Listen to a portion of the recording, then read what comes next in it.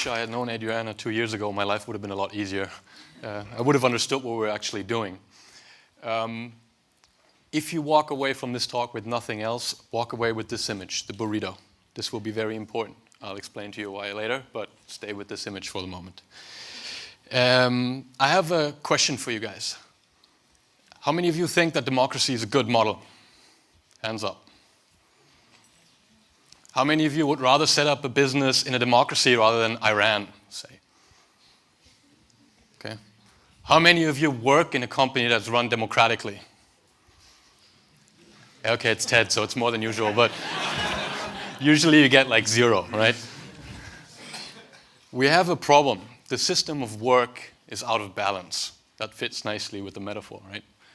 We have an issue that power is not legitimated by the people. Just like in a company right now, the power is not legitimated by the employees.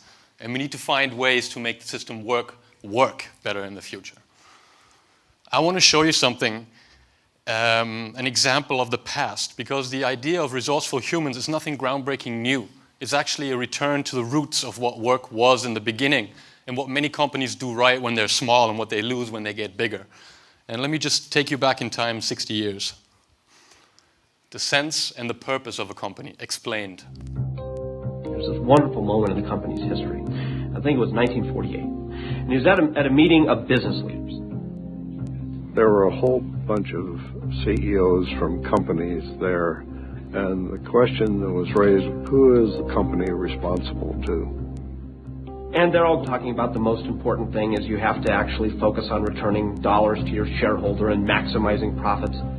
That's a business model in which the human being is a replaceable part in the manufacturing assembly process. David Packard stands up and says, actually, I respectfully disagree with all of my elders. You also have an obligation to your customers and to your employees and to the community in which you operate. A purpose of a company is not to make money. It makes money in order to be able to do what it's really all about.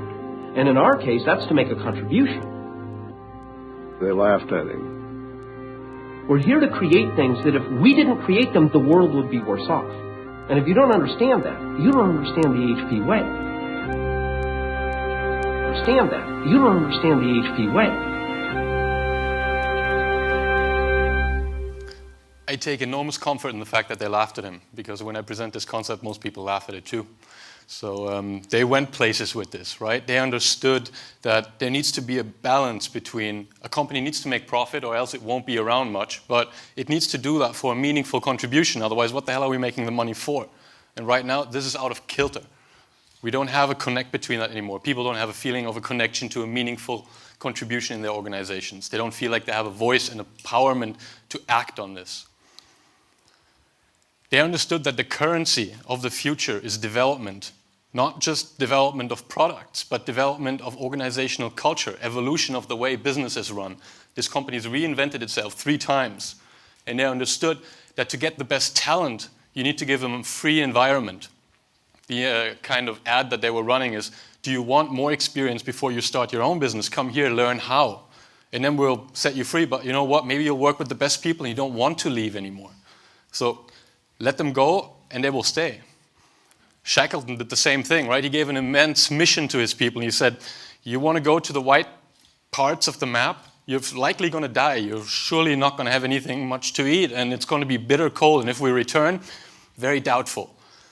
He had long lines to join his expeditions, but they were very honest with their people about the sense of mission and the currency they would get from it. You will discover new land. You will develop new technology that the planet hasn't seen before. One of the most misunderstood concepts that we all base our organizational designs on is survival of the fittest.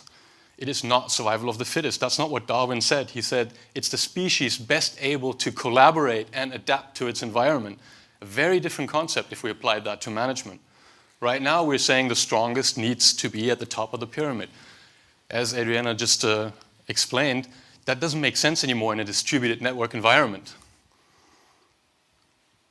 So what are we talking about then? What is important for companies? 2 things, 2 kinds of innovation are important for them. They need to have evolutionary innovation. you have a product that might be a cash cow and you can't just sacrifice it for innovation. You need to be able to, in a safe environment, let teams develop the Walkman further. But there needs to be revolutionary innovation, the big leaps forward, the iPods. Just look at Nokia. 3 years ago, 4 years ago, everybody was still attuned into Nokia. We all know the ringtone from Nokia. Today they're fighting for survival. They've completely missed the train for smartphones. That's how quickly this goes these days. What I want to make sure is you understand is that it's not either or, it's yes and. The way we need to manage organization is when you're flying a 747, you don't want to have a democratic process of where that thing goes, right? That's not the point of it. But you can't build the space shuttle unless you give these resourceful people in the innovation zone the right kind of liberties to come up with incredibly wild things. And together, they make sense. Take a practical example, right? Game design. There's a fantastic designer in Formula One. His name is Adrian Newey, and he and his team were asked to design a Formula One car beyond the realms of what's possible. Build the fastest car on the planet.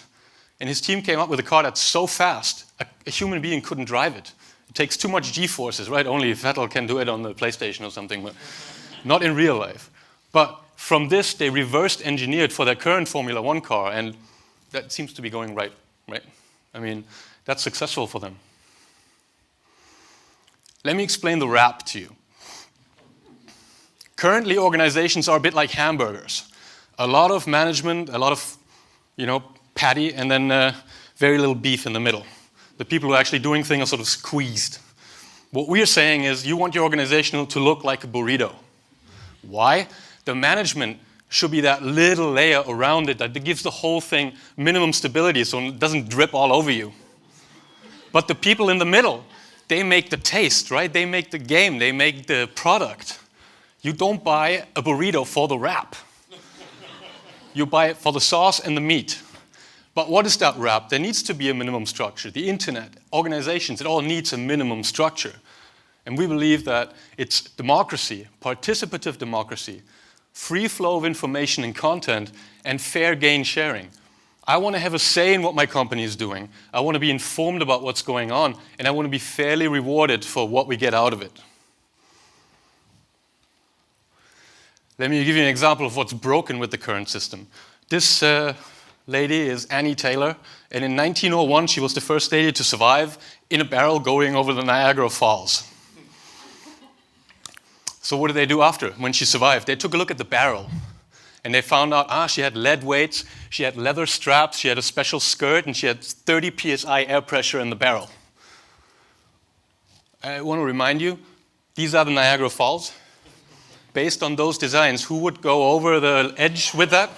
Show of hands again? Thought so, right? That's the way we're doing it currently. You open a Harvard Business Review and you go, look at the barrel for my organization. That's perfect. I'll build it like that. No, the environment is exactly like the Niagara Falls. It's too agile. It's too dynamic that we could build on another company's best practice. Knowledge needs to be produced inside the company by the people who are actually there, not from the outside in. Let me give you a practical example for this, something we call STARS bonus, and something we've seen now in several companies at work. Very interesting concept. If you go into companies and you ask people, how would you like gain sharing to work? How would you like your profits to be shared? Have you seen a working model that you like? They usually go, meh. We've seen bad models and good managers who could communicate it well, right? But nobody ever said, oh yeah, I know a model, that's really great. So we went back to the drawing board and we said, how would we design a bonus model based on a peer-to-peer network idea? What if we gave people information about how everybody's doing in the company and then give them stars based on their rank that they could allot to anybody else in the organization and say, I think Greta's done a great event here. I want to give her 8 stars for this quarter. And she can check into a real-life bank account and see, Heiko has given me 8 stars because he thinks I've organized this very well. And at the end of the year, we'll monetize the stars and look from what the company has made in terms of an EBIT as a profit, how much is a star worth? Suddenly, there's no more command and control structure. You can't argue with the manager about your performance appraisal because your peers have appraised you. There's a funny story with that too, right? So when we test drove this system, I had somebody come to my office, close the door very quietly and go, I kind of like the system.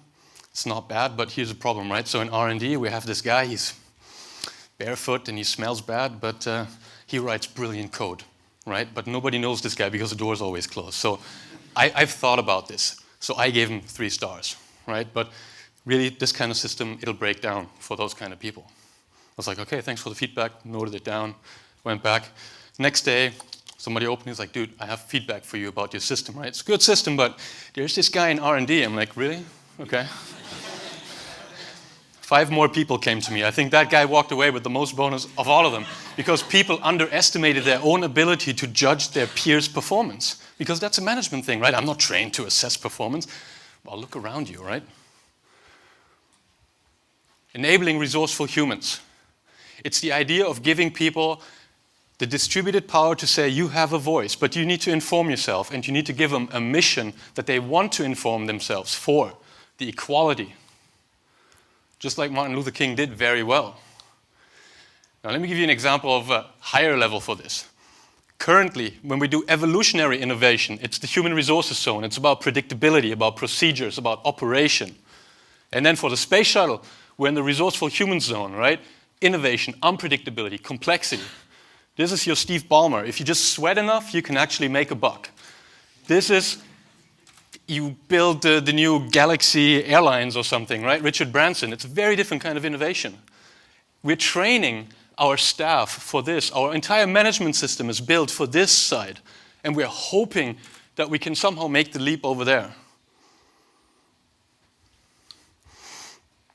That's why I said I should have met Adriana before. We had the same graph even, right? So currently we have command and control structures. Good companies have decentralized structures, but what we need is a completely distributed management system. And it's not there yet. When it's there, it's very rare examples, and people again make the same sort of barrel analysis. Barcelona's really good, right? They're really kicking butt. They're winning everything. What's their playing system? They have 2 strikers, they have 3 people in midfield, and they got 4 in the back, and we really need to buy the goalkeeper because he makes the difference. No. Johan Cruyff started a system 25 years ago that was called Total Football. And he went to Barcelona and he started the schools, the tactics, the systems that now, 15, 20 years later, are starting to yield. Because everybody there knows what their position is. It's a completely distributed football system. But no, we need the goalkeeper, right? It's a bit like you buy the VP from Opel and hope that he performs miracles at Ford or something. So what do we need to design into our organizations to make them successful for evolutionary innovation and revolutionary innovation? 3 whys. It's the ice cream test. You need to have a conversation, an organization that is based on questioning itself if the modus operandi is still valid. Ice cream test is my daughter comes to me and says, Dad, why do you have to wear a suit at work? And I go, we look professional when we wear suits. She goes, why do you look professional when you wear suits? I don't know, everybody else does it. Why does everybody else do it? And 3rd question, you usually go, do you want an ice cream? Because I have no idea, right? Ask yourself how many processes and how many structures you have in your organizations which fail the 3 whys. It'll be a long exercise. So, important, balance, organizational mission and individual mission. Do I feel that I have something to contribute in this organization that I want to contribute? You don't have to hit me over the head so I do perform. How many organizations invest in that? Meaningful communications and not just corporate communications. How many organizations actually let their people work the way they want to work? You want to have a different bonus system? Go ahead. You want to appraise your people with your team in a democratic way? Go ahead. You want to set your own salaries? Go ahead. It all needs to fit in a framework where if you have the information, you know how much money the company actually makes and how much time and money the team has, then nobody's going to say, I want $1 billion, because the rest of the team is going to say, yeah, in what planet? Well, what planet is that? Yeah? People are a lot smarter than we give them credit for. And if we let them work in the way that they want to work, if they want to go to a soccer game with their son on a Wednesday, let them go. They'll come in on a Saturday if they believe in what they're doing. If they don't, of course, you can mess up any system. Cell division. It's really important that we go back to the very simple principle of startups. Small teams that are not anonymous but know each other. They understand what everybody else is doing. They understand how everybody else in the field is playing. needs to be built in the system. If you cross the threshold of a certain team size, split it. Otherwise, you'll have a corporation. So, ultimately, what does it all amount to? The question I always ask with this slide is, how much does Captain Kirk earn? And the answer usually is, who the hell cares, you know? He's got the best tool, he's got the greatest mission, he's got a kick-ass crew. I mean, why would you even ask that question? Or have you ever heard, Captain Kirk to human resources, please? I don't think there's a human resources on the Enterprise, right? But how many organizations are built like this, where you send an away party to a planet and they'll figure it out because they've been trained to do so. And they have the trust from the senior management to just do it. And when that works, when you have this kind of system, when you have the flying burrito in space, right? Middle management and human resources becomes entirely obsolete. You don't need it anymore in that kind of system. So the one thing I want you to walk away with now is the WRAP idea, organizations with democracy, information, and gain sharing. And a last question I have for you. I've prepared this in a very elaborate way, as you can see. Between now and the future, how do you get from now to the future in the quickest possible way? Oh. Somebody say straight line. Straight line. No, you fold it. This way. That's how we do it. We need to start now because the companies that first understand that this is the way organizations are built and work in the future will be the ones to capitalize on the product side. Thank you very much.